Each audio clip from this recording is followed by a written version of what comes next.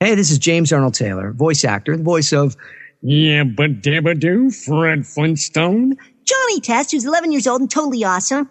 Ratchet from Ratchet and Clank, Tidus from Final Fantasy X. Oh, yes, and of course, Obi-Wan Kenobi. It wouldn't be Coffee with Kenobi without yours truly. The force is strong here indeed. Gorman? Visiting friends? Why do you ask?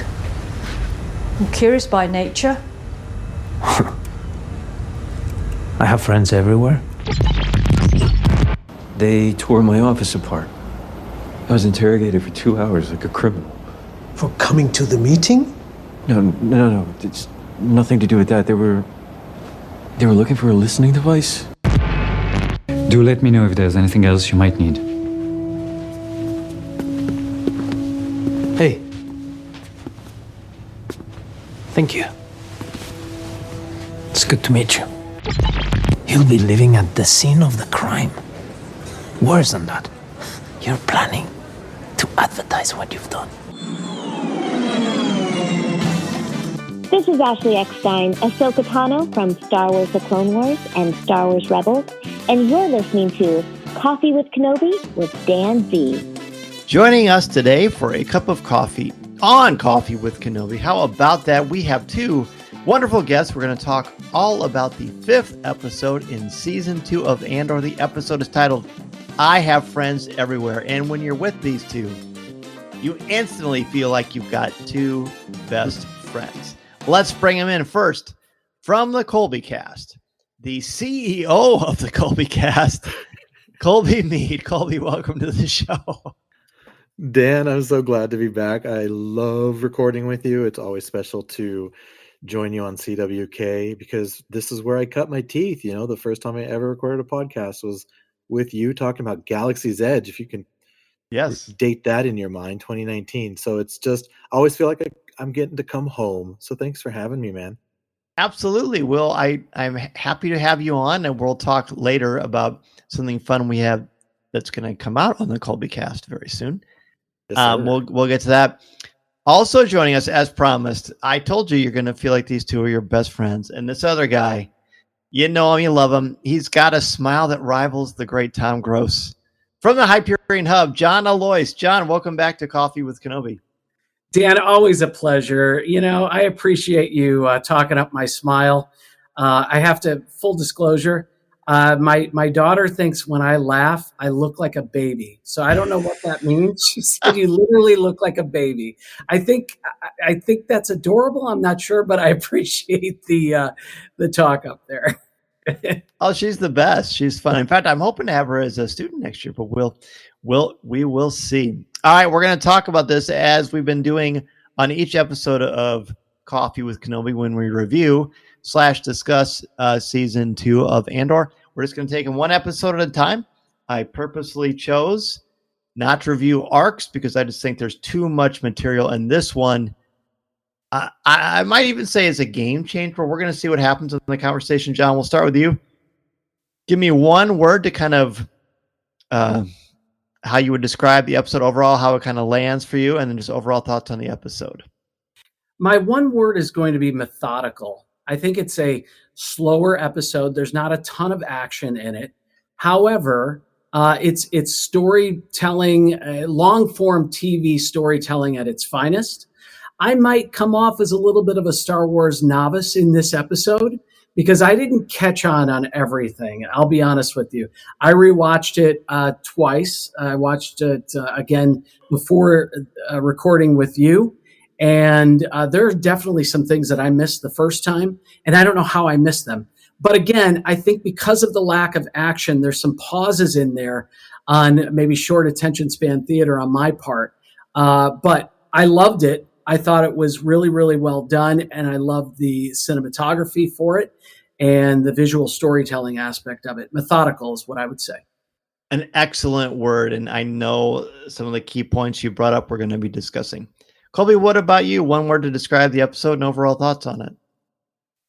So about scene 3, maybe scene 4 of this episode, the word just jumped right at me. And sometimes I struggle with the one word, right? Because it could be so many different things. But this one, just sort of revealed itself to me in my own brain anyway, and that's intelligence. And it's got two meanings in my mind. One, there's a lot of characters looking for intelligence in this episode, and intelligence in the information sense, right? Just almost every scene, you've got one character in a room with another, and they're sort of juxtapositioning themselves. One needs the information, one has the information. Some of them don't want to give it up, so some of them desperately need it. But also, I applied it to just the writing, the whole overall crafting of not just the season and the series, but this episode. The amount of intelligence that we get to witness on Tony Gilroy's front, as well as the writers and the directors of these episodes, is just off the charts, because this may be the most intelligent TV show that I've seen, gosh, in years. So I think both senses work. I agree, and I really like that the intelligence as what it takes to create a show like this, and plus the information being gathered, or the information that is missing where they can't acquire the intelligence that they need. My one word for I Have Friends Everywhere is momentous. This is the episode for me in season 2 where Andor as an entire series, seasons 1 and 2, went from a really good series that I enjoy but didn't think about to a great series that is etched in my mind. Not only is it momentous in that regard, but I feel like this is where the stakes become momentous and critical on a much larger scale than just some very personal stories that happen to be, running parallel with one another throughout this season. It changes a lot of things for Gorman, for the people of Gorman, for the revolution, for Cassian's awareness and the reminders he has about what is at stake and what he is fighting for Biggs, for Luthen, and for Cyril, probably the most important of all. So while we get ready to talk about this, we've all acquired sort of like a list of things we thought would be worthy to talk about. And we don't feel like you have to go in a linear fashion. Anywhere you want to kind of start this off, John, go ahead. What's the first topic from this episode that you think would be worthy of discussion? So is it okay if I drift away from the story and go a little bit more into the technical side of things? Please. Sure. And you literally do this for your day job. So I think that would be appropriate to hear from you. I think because it's a slower episode, they really focus. I talked about the cinematography, and it stood out to me, and the whole series does in general, but there are moments. I'm thinking about some of the Saw scenes, some other areas where they're showing kind of some close-ups of soft focus foreground images or elements or items where you're seeing the people behind them. There's some nice moving shots. It's to kind of, if you're not going to have a lot of action, you're going to pretty up the shot as much as possible. And I don't think they're trying to hide anything. They know that this is going to be more of a building episode. There's not a lot of action, and really there's no running or anything. There's one gun scene that I can think of, and it comes towards the end of the episode. So I think it was an opportunity for the visual storytellers to take a moment and let everything kind of breathe. It's very dialogue driven, obviously very heavy on the dialogue. And I watched it with closed captioning. I know you all do that all the time. I don't, but it helped me to understand the story a little bit more. That's what stands out to me. As far as the storytelling aspect, I think there were some great moments for some of the building of the characters that you already mentioned, Dan. I loved the idea of Andor playing the role of James Bond and really kind of sinking himself into another type of character, this designer that he plays on the planet Gorman, and how he is able to infiltrate, their way of living and trying to understand who they are and some of the things that they've suffered and struggled through, while still remaining the character that he's playing, as this kind of, when I say James Bond, he was given a mission, and we hear that right from the start. Excuse me. But he's able to stay in that role and still get the intelligence, as Colby talked about, that he's hoping to achieve. So those are the things that stand out to me. They're callbacks to some kind of spy films, but also beautiful cinematography and storytelling. And I looked up the cinematographer, and I'm going to try to say his name, Christopher Nyans, and he's done other episodes as well, but stands out for me for this one in particular. So I love that. And if you don't mind, explain to our friends listening, when you mention cinematography, what is that? What does that entail? And how does one go about making excellent cinematography? So cinematography is the art of visual storytelling, right? But they're doing it in a way, the cinematographer is doing it in a way that you and I don't always think about. So it's through lighting. It's through the use of not only lighting, but the lack of lighting, shadows. There's a gorgeous scene where Andor walks up to, and what, forgive me, Dan, what's his name as the designer? Do you remember by chance? I knew you were going to ask that. You know what? While you're, I was going to ask that. yeah, while you're looking at that, while you're explaining, I'm going to find it. Oh, it's Varian Sky. Yes, there is. Which is such a great name. Yeah, it was perfect. Skywalker. I mean, it refreshes the Star Wars senses, right?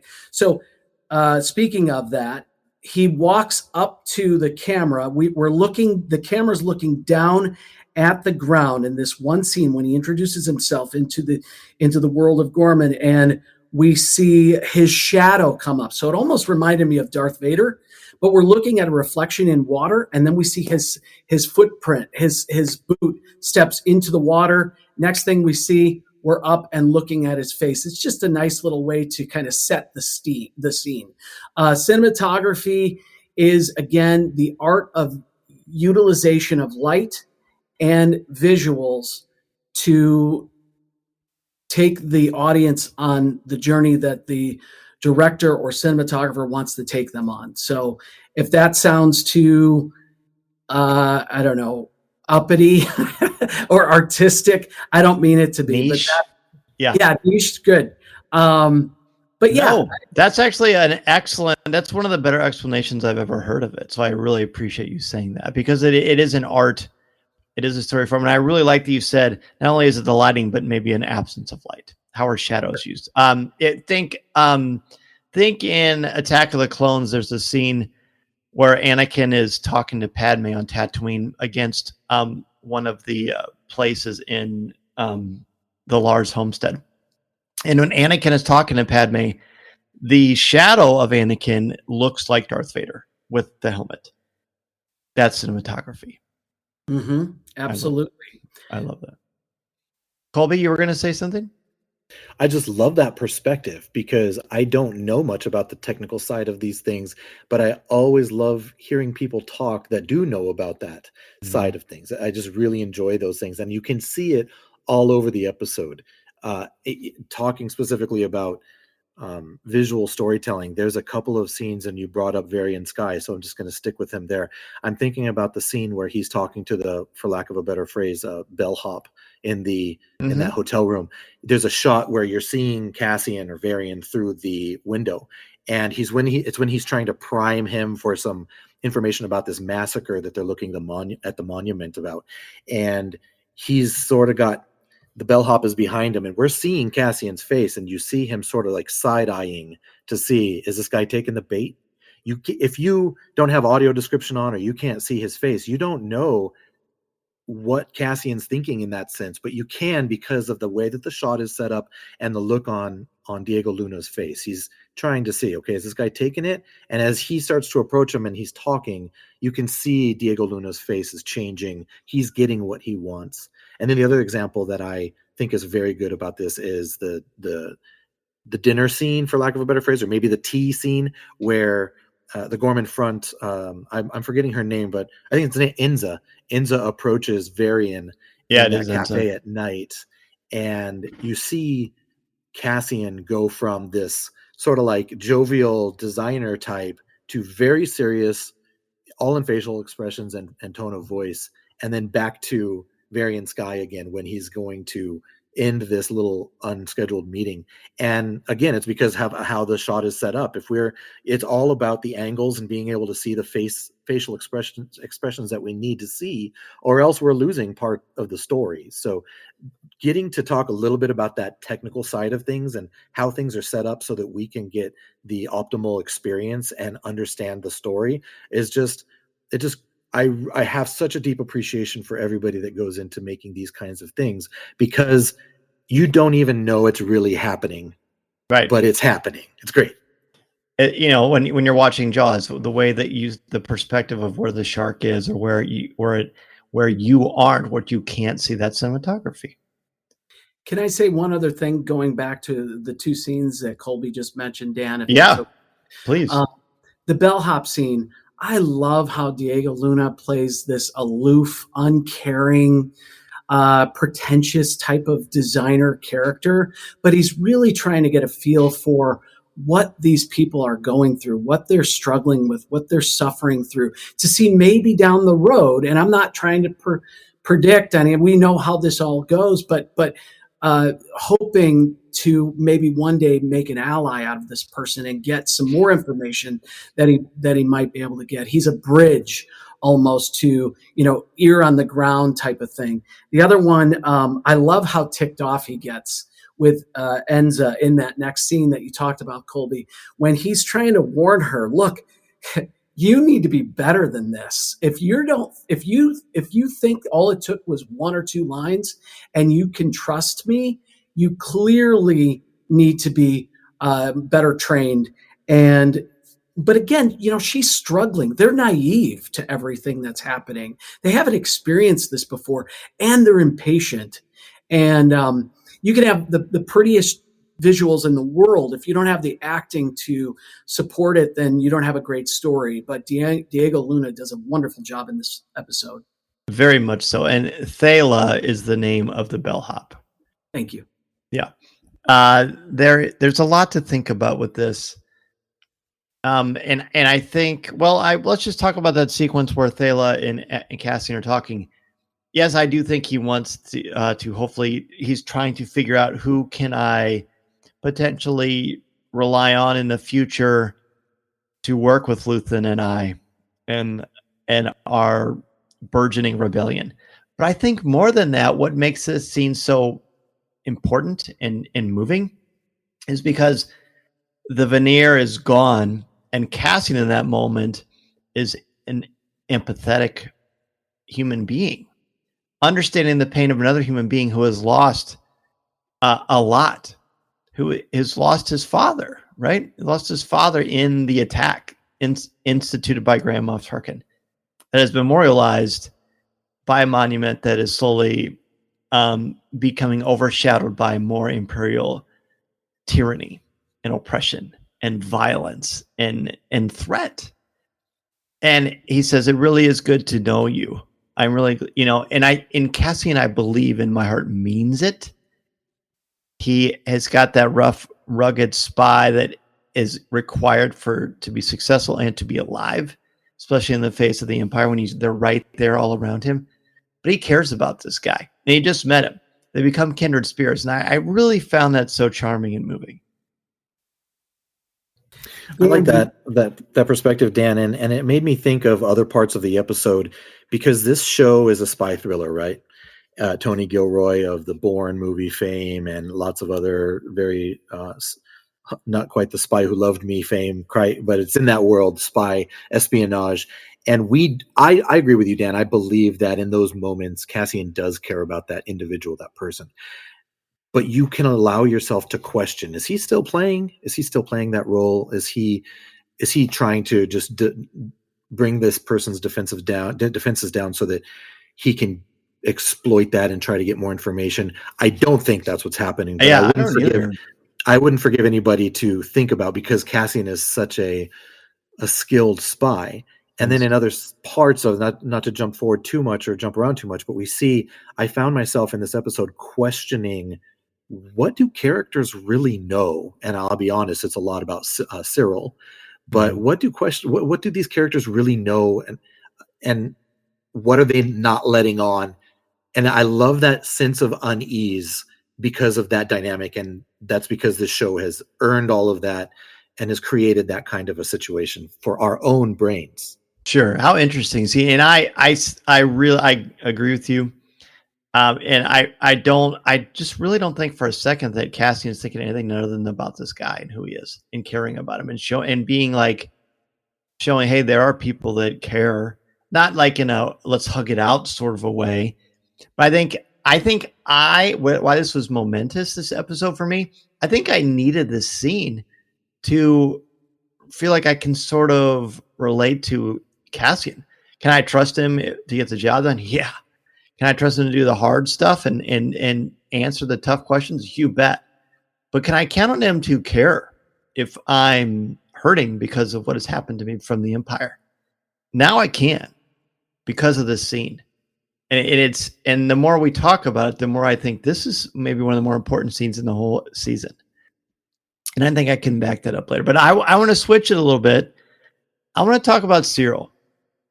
Cyril, what we're talking about, when can we count on, is Cyril being himself? When is he not? When he talks with Carl Rylance, and I believe that's a French actor, and he is just dynamite. He is exquisite. When he's talking with Carl and his daughter Enza, and his frustration. Now I'm talking about. Let me go back. I pulled up the wrong set of notes. Let's talk about Cyril. Cyril, when it's Cyril that is talking with Carl, and he's talking with Enza too, and then Dylan to a degree, and he's sharing his outrage and his frustration that the ISB waltzed into his office in the capital city, and they're just ripping everything apart, looking for a listening device. He's outraged that they're treating him this way. He was interrogated for hours as he tells Carl, like a common criminal. And he's outraged by it.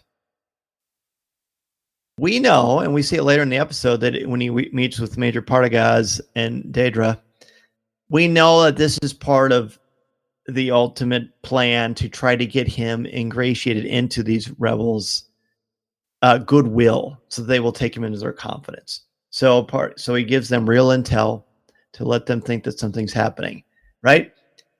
But Cyril, for all he's a really good investigator. Like, even if you think whatever you think about him in season 1, he was on the money all the time. It's just that they were one step ahead of him, and they were just more prepared than he thought they were going to be. But I guess I want to ask, and I'm going to borrow from Greg and Greg's Rebel Base Card podcast.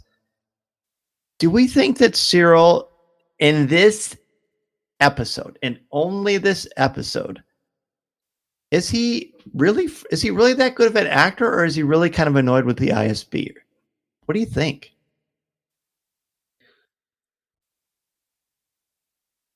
They're both looking at each other. Can you hear it in the pocket? They're both looking at each other. You go. No, you go. I think that he's playing a role very well. I don't think he knew who planted that listening device in his office, right? Did I catch? I don't think so. Yeah. I think it was an opportunity he turned to use to its advantage, but I also have a hard time believing that there wasn't a part of him that was a little indignant to this, because he very much has a high opinion of himself, which is why his relationship with his mom, much more than earlier episodes, is a little strained, because she doesn't appear to have that opinion of him. Well, something, Dan, in this whole episode is nobody trusts anybody, right? I mean, even there's even factions among the rebels. Obviously, we've seen that already coming to this point, and then we've got Saw Gerrera, and that's a whole different. animal. But on the Empire side, I think that there's a lot of mistrust happening all over the place. He's probably a little annoyed because he thinks somebody might be questioning him and his authority. And here he is working hard to get the information that he wants to get. I don't get a sense that I do think that he is kind of just playing the role as good as he can. Because we do know it's deep cover, because every time he has to go see Daedra, he has to completely go through some covert stuff to make that happen. Even to give her a little kiss on the cheek, he's got to turn off the light. Turn off the light, yes. Just one of my favorite scenes in the entire series. I know we're not talking about that scene specifically, but those two are so awkward and so much fun to watch. Just incredible. It's also very sad too. And we can talk about it now because she was raised in Imperial. What was the word she used? Not an orphanage. Cinder.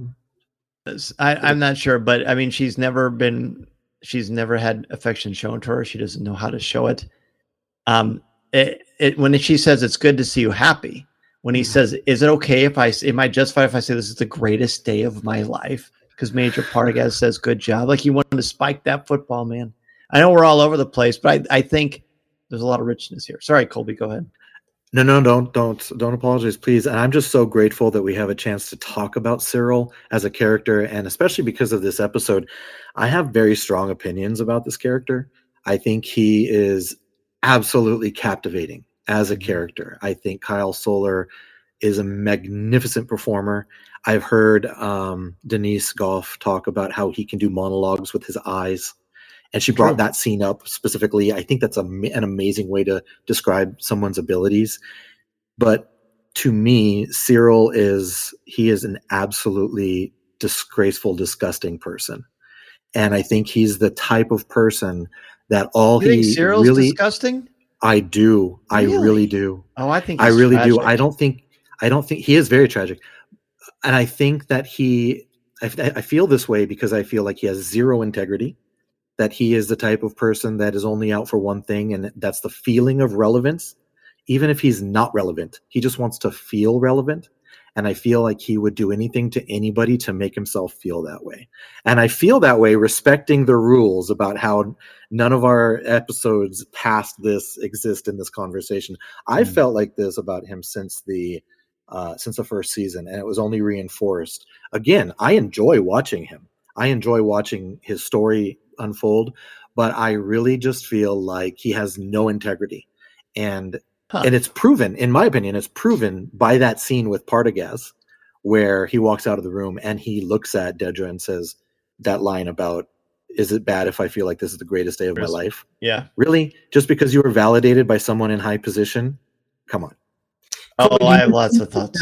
Do you think that all of what you just said goes back to his upbringing? He's never gotten the love really from his mother or from. I do. Yeah. Okay. So. Yeah, I do, and I the constant Uncle Harlow talk, the manipulation by his mother. Yeah, I think it's 100% that he was never validated by her. I'm pretty safe. I feel safe to say. So all he does is he looks for that validation from other people. So John, I don't think he's. I was gonna say I don't think he's a monster, but I can't talk any more about that. No, you can. I'm really biting my lip. John, I want to hear what you think about that, and then I'm gonna unleash a diatribe. Go ahead. I agree. I agree with Colby, and that's a great character breakdown. I think I do find him fascinating. There are moments where I think the action or the progression of the story slows down a little bit with him, but that's not his fault. I mean, that's the character he's portraying. But it's a deep dive into kind of a narcissistic person who never got the recognition that he probably should have got at an early age. I do, before Dan, or if you want to go on your diatribe, that's fine. Before we leave this section, I do have a question regarding the conversation with Enza and her father and Cyril. But let me hear your thoughts first. Well, so here's the thing.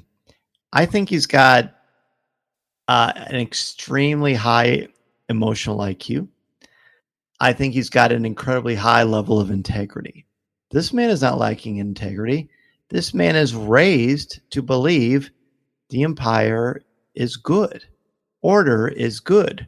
Rules are good. If you break the law, he doesn't know anything about Cassian Andor's mission or his plight or his raison d'etre. All he knows is this guy killed some of my officers. He is working with the Empire, the elite ISB agents, to find a criminal who's a murderer, who might be trying to create in this uprising. He doesn't know what the future is, and we don't either, because we're not going to break the little rule that I've carefully crafted for this little discussion. And like I said, when I teach literature, even if people have seen a movie of a book, I don't let them go ahead of the chapter because you're going to miss stuff. I think he is so dangerous, and why this character in this series are so powerful, because he's not black and white. He's so gray. But the worst part about it is, guys, he doesn't know that it's gray. He thinks he's right. The great path to evil is paved with good intentions. He thinks he's doing right. He's not the Emperor. The Emperor knows he's doing wrong. He loves doing wrong. He will kill you. Same with the Joker. This guy is not that. He's got complete integrity. He thinks he's capturing bad guys who want to usurp the status quo. I think that gives him a high level of integrity. It's just misplaced. I love that perspective. I love that the ability to get me to think of things in a different light. My response to that is that I look at his motivations. He absolutely is dedicated to his cause, right? And that cause, from what we've been introduced to him, is about righting a wrong that happened way back on his watch, quote unquote. Yep. Yes. I would argue that he does this not because he's motivated by some morality to right a wrong. Mm-hmm. It's to catch a person who broke the rules, which he is supremely committed to following and upholding, so he can be rewarded by the personal gain that would come with it. He worries so much about his status, and we see that in his conversations with Dedra. Status, going forward, living on Coruscant, having a rank, making sure his he looks the right way. I feel like, and I would be 100% okay with being wrong, I just feel like his motivations are always selfishly based on how am I going to be rewarded by accomplishing these goals, which are good goals in his mind because of his commitment to the things that we've talked about and being sort of raised in the Empire. I agree. I just feel like he's selfishly motivated because what's in it for me? I'm going to continue to go down this road because I want to benefit from it. But I don't feel that's no, I like it. I don't think that makes him selfish, though. I think that makes him a person who, like, if you want validation for a job well done, you don't do it because of that. But it does help you feel like you're on the right path. Like if I'm a baseball player and I keep getting, if I hit 300 or whatever, I'm not doing it so somebody will tell me, hey, good job. I'm doing it because I want to hit 300. Now, someone tell me, hey, good job. I really like your form up there. You've got your elbow correctly and blah, blah, blah, and all this kind of stuff. That helps you feel good about yourself, but that's not your reason because that is unfulfilling, right? He seems fulfilled before. It's a little empty because of the way his mother erodes him. But I don't think he does it for that. I think that is a wonderful side product, but I think these are mutually exclusive concepts. I love this conversation. I love this. Listening to Coffee with Kenobi, you are, with Dan Z, the podcast you're looking for. This is... yes.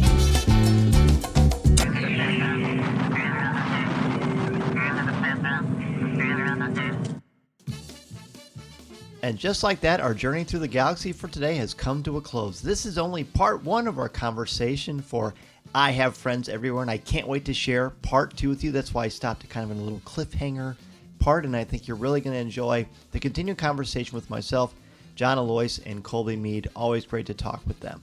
Thank you so much for joining me on CWK, the place where thoughtful Star Wars conversation pairs nicely with your favorite cup of coffee. Whether you're on the go, relaxing at home, or sipping caffeine at your favorite corner of the galaxy, I'm truly grateful you chose to spend part of your day with me. We are just a few days away from the official Coffee with Kenobi Mouse Fan Travel meetup at Jock Lindsay's Hangar Bar. It's actually on Father's Day this Sunday, June 15th from 7:30 to 9:30. Looking forward to seeing you there if you are in the area. For all things Star Wars news, reviews, videos, and more, head to our home base, coffeewithkenobi.com. And I just mentioned Mouse Fan Travel, but it's so important to thank them, the official travel partner of CWK, MEI Travel, and Mouse Fan Travel. If you are looking to plan your next vacation to Walt Disney World, Disneyland, or a Disney cruise like we're going on June 16th to the 20th, you should sign up at coffeewithkenobi.com/mousefantravel. Becky Mankin and her team will get you where you need to go with a no-cost, no-obligation quote and the kind of peace of mind we all appreciate. Learn more at coffeewithkenobi.com/mousefantravel. Don't forget to join the CWK Cafe on Facebook at coffeewithkenobi.com/community, our family-friendly, spoiler-free group for all Star Wars thoughts, comments, and conversation. This podcast is possible thanks to the incredible support of the CWK Alliance. Want to help keep this podcast and website and all the things we have brewing? For as little as $1 a month, you can join the CWK Alliance and get access to CWK Prover, our exclusive weekly audio and video podcast. Learn more at coffeewithkenobi.com/CWK Alliance. And know this, 10% of your monthly support goes directly to the St. Jude Children's Hospital.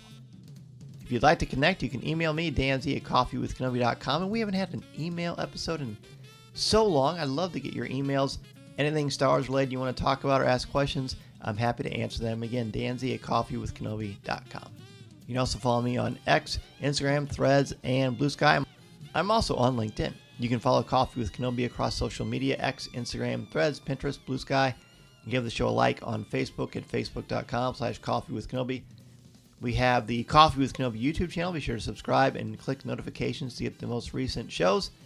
And if you have a chance, please take a moment to rate and review the show on Apple Podcasts and Spotify. It truly helps more Star Wars fans find our little corner of the galaxy. If you need a speaker for your next event, visit danzymedia.com. I'd love to talk mythology, leadership, storytelling, or tailor something unique for your audience. Grab your official Coffee with Kenobi gear at coffeewithkenobi.com/shop and show your support in style. Thank you again for joining me for this virtual cup of coffee. I'm Dan Zare, and this is the podcast you're looking for. This podcast is not endorsed by the Walt Disney Company or Lucasfilm Limited. It is intended for entertainment and informational purposes only. The official Star Wars website can be found at www.starwars.com. Star Wars, all names, sounds, and any other Star Wars related items are registered trademarks and or copyrights of Disney and their respective trademark and copyright holders. All original content of this podcast is the intellectual property of Coffee with Kenobi unless otherwise indicated. This is the podcast you're looking for.